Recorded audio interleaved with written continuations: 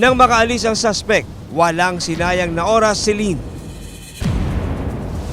Kinalma ko lang din yung sarili ko kasi kung iiyak ako, wala namang ibang tutulong sa akin.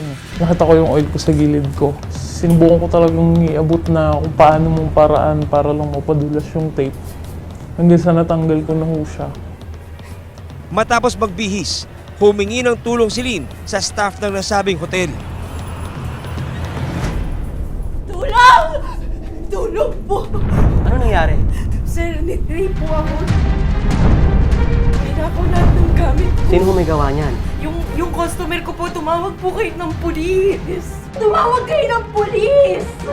Hindi ko pwede kasi mabalap yung mga guest natin. Sir, ginahasa po ako. Ano po bang mahirap intindihin doon? Pahayag ni Lynn, ikinagulat niya ang tugon ng manager ng hotel. Sabi nilang po nila sa akin, labas sila sa nangyari. Doon ako magulgulang iyak. Kinabukasan, nagtungo si alias Lynn sa Antipolo City Police Station para magsumbong. Ang problema, Kilala mo bang may gawa niyan sa'yo? Hindi po. Alam ko po yung mukha niya, pero yung pangalan, hindi ko po talaga alam eh. Wala siyang pagkakakilanlan, hindi alam kung saan mag-uumpisa. ayon sa mga pulis, hindi totoo ang pangalang Reynaldo Marinas na siyang ginamit ng lalaki sa pag-book sa masahista.